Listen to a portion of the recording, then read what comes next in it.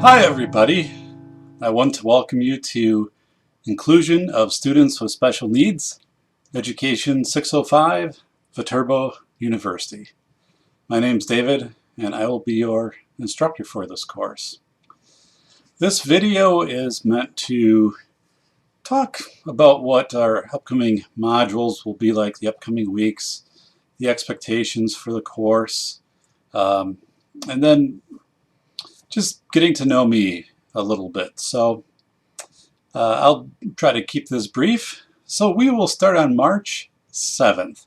Now I do have the course open ahead of time, and the reason I do that is just so people can get in and become familiar with Moodle and download the syllabus and maybe check out some of the other materials.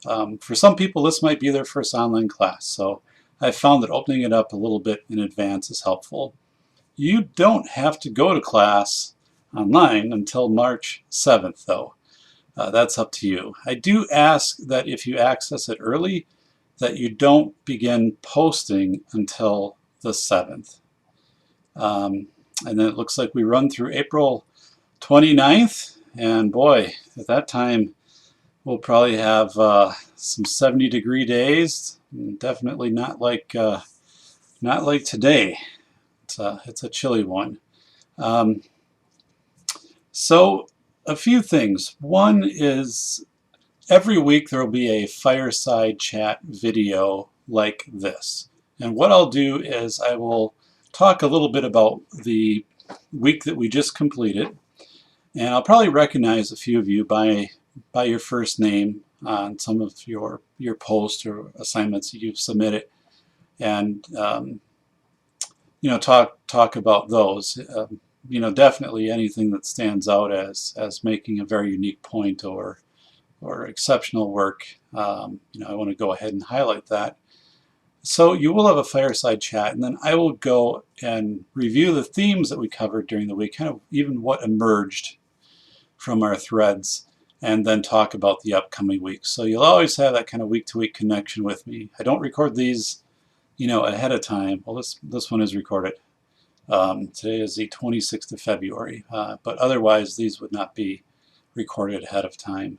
The course is composed of 7 modules. So the first 6 modules are a week long, so you can look, and I will open up one module at a time. So right now you can go in and see module 1. Then next week module 2 will appear. 1 will stay there, and then 3, 2 and 1 will still be there. I also have the ePortfolio requirements posted, and those will be posted throughout the whole class. For most of you, this is not your first class in the reading program, so you're probably already familiar with the requirement for the ePortfolio. Needing to have a web page, and then uploading your artifact from each of the courses. And in this course, it's going to be your Bill Porter plan would be your main artifact, your last assignment you hand in. But there are directions on how to do that. And if it's the first time that you've done this, you know, first class you're taking, then make sure that you read the directions on the expectations for the ePortfolio. All you have to do at the end of class is email me the URL. That's it. You don't have to do anything else. So I can go in and see what you have entered for this course. But again, that's going to be a little ways down the road. Always check the announcements. What I will do is they will be dated, so when you go in, you'll see information about me and how to access me, and then as you scroll down, you'll see an announcement section, and I will again put a date of any new announcement I put down. And typically I will gray out previous announcements. I'll leave them there so you can still see them, but I will just keep the current one in color. But that's good always when you go into class to check, because perhaps it's been a link that I've changed, or there could have been something quirky with a date for an assignment or whatever, but I'll always check that. And another thing is when I return assignments or I update your grade book, I will post in the announcement section saying that I've done that.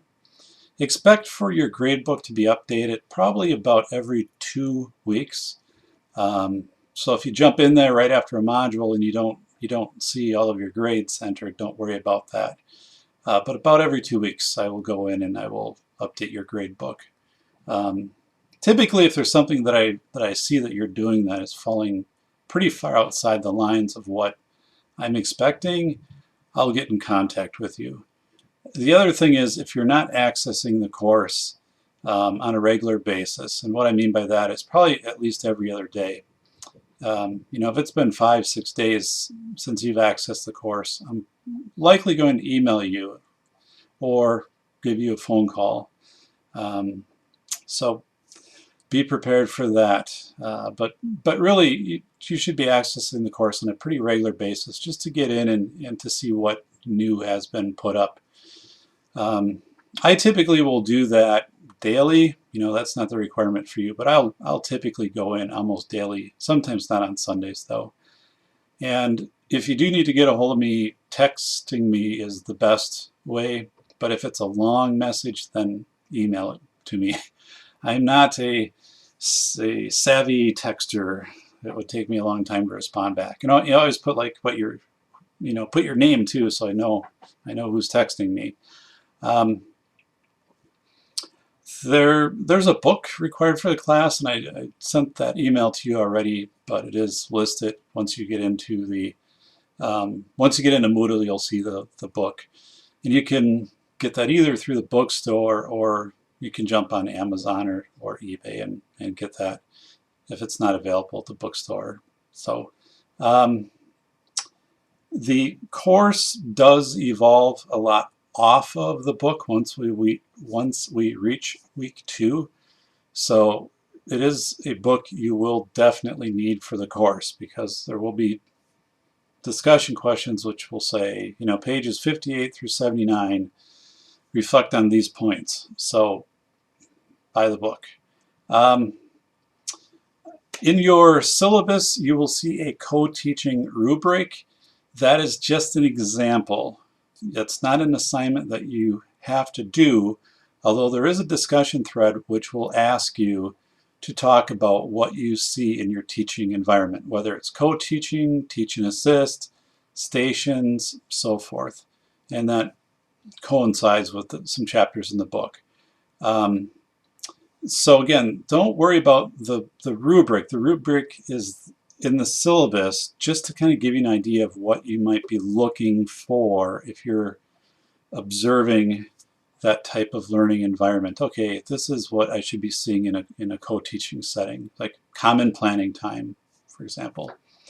But again, there isn't an assignment that specifically goes with that. There is a discussion thread, though, that will have you write about what you see in the setting that you're currently working in. Now, some of you, maybe you're not working in a school right now. In that case, you can either contact a teacher and go through that question, with him or her, or you could use it from a previous teaching experience or an experience that you'll be going into that you're familiar with. So it's one of those things that if you're not in the moment teaching, don't worry about it. There's other ways that you can address that, the ways that I've just talked about. There will be a number of questions threads. Excuse me. I think somewhere in the syllabus it says, and I noted this, that responses are due on a certain date, like every Tuesday. That's not accurate, but what is accurate is after the discussion thread will be a date that you need. By that date, you need to have responded to that thread. Some of the threads won't have dates. Those are optional threads, and I usually put like optional. And typically at the bottom I'll put, if you have any thoughts about this week or thoughts about the Fireside Chat, you can put them here. That's optional. But other ones that do have dates, those are mandatory. It'll become very clear to you once you get into Moodle. Really, no one has ever asked me this question, once we've gotten in, and I've used this format. I've taught this class for probably 8 or 9 years now, and I've used the format I'm using right now for about a year and a half, which I think is an upgrade over the previous way that I had the course structured. As far as assignments, you do have your inclusion timeline, and you're not going to see some of these things until the module is opened up. So typically I'll open the module, maybe like a day ahead of time. But none of the assignments are going to be so big that you'll see it and say, oh, there's no way I can get that done in a week. There'll be nothing like that. But one of the assignments is an inclusion timeline. I believe there's 12 or 15 points that I have you put upon a timeline, and there, you can do that in a number of ways, and I do have some samples listed. You can focus in just on inclusion related legislation. One student did inclusion in school athletics, and that was amazing. Another student did like ADA and over time. It doesn't have to be school specific, actually. It can be just with persons with disabilities. Evolution of inclusion over time in the United States. So yeah, you can look at it from a legal standpoint. You can look at it from access. I mean, maybe you come up with something unique. Look at it from curriculum standpoint, if you want, or look at it from if there's, like disability awareness. Maybe when some books started to evolve to educate about, different abilities and disabilities, and I mean, whatever, however you want to take that. You'll have some examples, and again, that will be very clear for you once you get to it. There is a scavenger hunt assignment. That's the one that we talk about, the co-teaching, teaching assist, and station teaching. Again, if you don't have, if you're not currently in a teaching experience, find somebody that is, or call upon a previous experience to address that. I check all the links, but there's always typically a link that will go dead during a class. Something gets changed. If there's a dead link, please let me know. You can put it in the questions thread, or you can just email me. The questions thread, anybody can answer any question that's put up there. And those are typically questions that might be like, how do I figure out how many posts I've made in the class?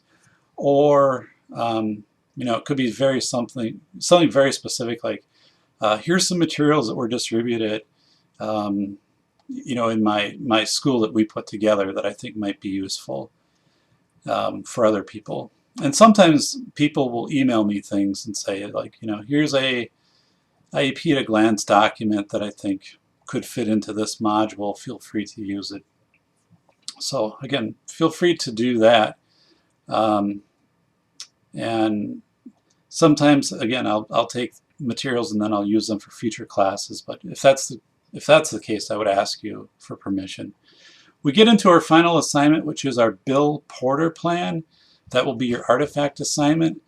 And there is a video link within the course out to that. It's about a 20-minute video. And you can actually find it on YouTube if you want. Bill Porter, it's an ABC 2020 special from actually probably about 20 years ago now. But Bill Porter was a door-to-door salesman with cerebral palsy in the Portland, Oregon area. Extremely motivated and overcame not only his disability, but an educational system which largely closed its doors on him. And then just the number of natural accommodations Bill was able to access in his environment. For example, walking past a hotel and a bellhop would regularly make sure that his cuffs were done. So it's a very touching video. But what you'll be able to do is, you'll know that Bill is aspiring to be a leader in business, has a lot of drive, and what his interests are. So you're going to take Bill and place him at whatever grade you want. He can be a kindergartner, he can be 8th grader, 11th grader, 4th grader, whatever you want. So it probably makes sense if you teach 4th grade. Put Bill as a 4th grader, and then you would write about how you would promote inclusion of Bill in your classroom, in your school. And typically those are all done in narrative. Don't worry about APA style for that. And it's done as a narrative, and a lot of them start out. Today I was notified by my principal that we have a new student moving to school. His name is Bill Porter, and Bill will be in my 4th grade classroom, and Bill has cerebral palsy. So the first things that I'm going to do tonight is I'm going to go online and learn about cerebral palsy and visit maybe these websites, or look for the contact information for our local chapter of United Cerebral Palsy. Also look for some disability awareness books that might focus on cerebral palsy and whatever. So you're going to tell the story about how Bill comes in, how you educate yourself, how you get to know Bill, you get to know Bill's mother, how you educate staff about cerebral palsy, the students, make sure there's disability awareness, there isn't bullying. You're doing an environmental assessment to see, is Bill able to open his locker? Can he carry a lunch tray? And in the classroom, is there anything that can be helpful for Bill? Any technology that's helpful for Bill? People go on to Pinterest all the time and find unique things, that can help Bill. This assignment, you will enjoy this assignment. People email me afterwards and really appreciate that this was part of the class. However, you need to follow the rubric. Look at the rubric before you start the assignment, because what happens is somebody will typically not complete the last 2 sections, and that means identify like clubs or social groups that Bill could be a part of. I know that's harder if he's younger, but it's not impossible. If he's kindergarten, I think you can there could even be student council, or there could be participating as a lunch monitor, or whatever it is. As Bill gets older, crossing guard, Bill could participate in sports, any fantasy football leagues. I mean, whatever it is that might be going on in school. Lego club, things like that. Gets into high school, DECA, other FBLA, other clubs. So make sure that you read the rubric and you complete that section of the paper. And then the part that comes after that, which wraps up the paper, that's outside agencies that you would connect Bill and his family to. And sometimes people just, they don't put that in. So they might write a great paper and then they lose points on those two sections. I'm going to help you out just a little bit. So in the section that indicates you need to list outside agencies, we'll first go to the wsti.org website, which I will have listed.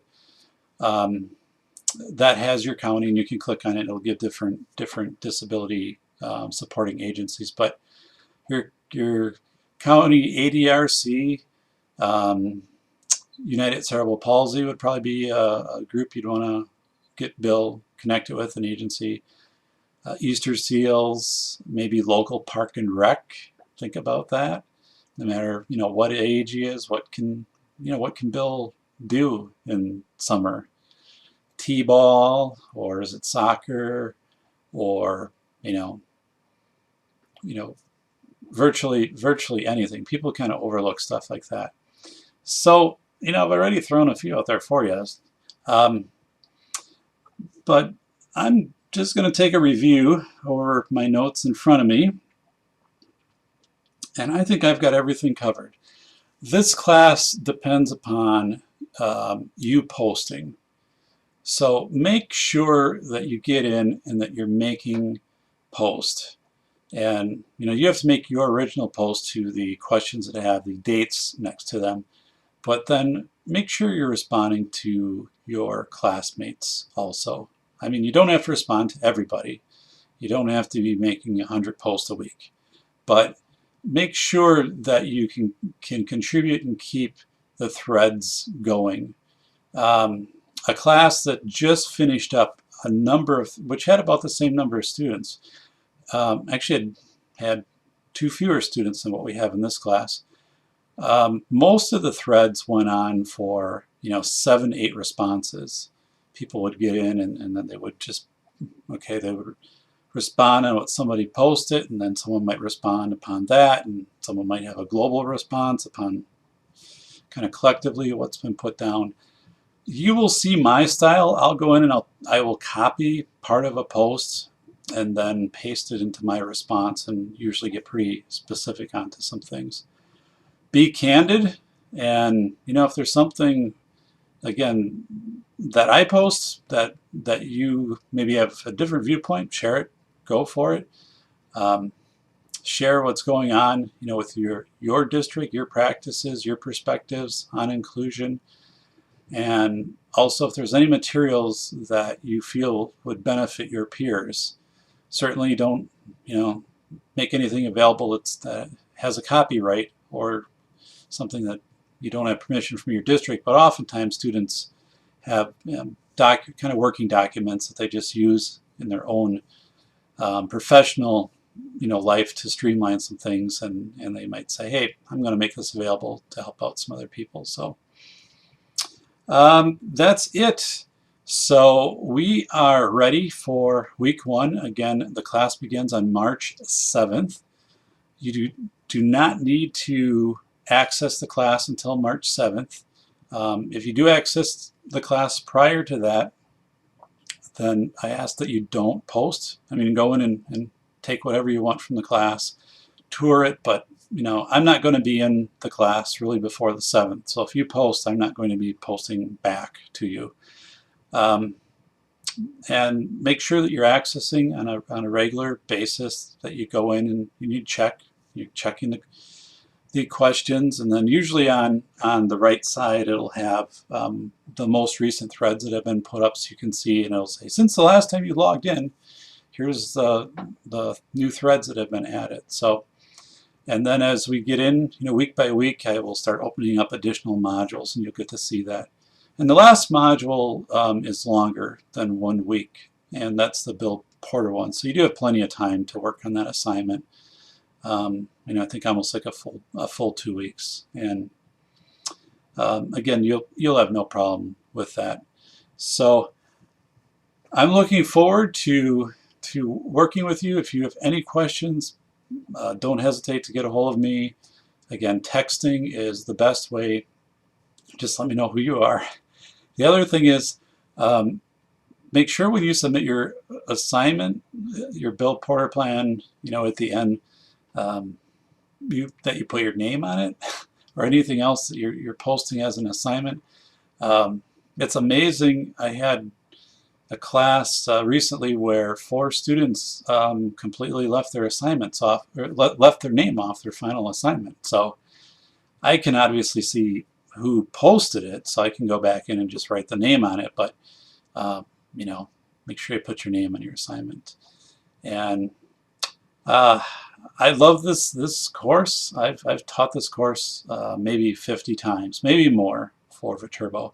Been a faculty member since 2003, so 13 years. Proudly with the university, think extremely highly of Viterbo. And I also teach in a couple other programs within Viterbo, one being the leadership program, and just completed a course for aspiring special education directors about pupil services and non-discrimination. So it is, again, a wonderful institution, very, very dedicated faculty, and I'm just going to go ahead and commend you now on the choice to enroll and have Viterbo be the place where you are attending and you are obtaining your licensure. You've made a good decision. You have excellent faculty you'll be working, you've probably already worked with, and that you'll continue to be working with. Have a good time between now and the end of class, and we'll always have a good time. And if anything comes up where there's a delay, something, changes, you need to let me know that you need an extra day or two. Please do that. I mean, that's pretty rare, but sometimes, things happen.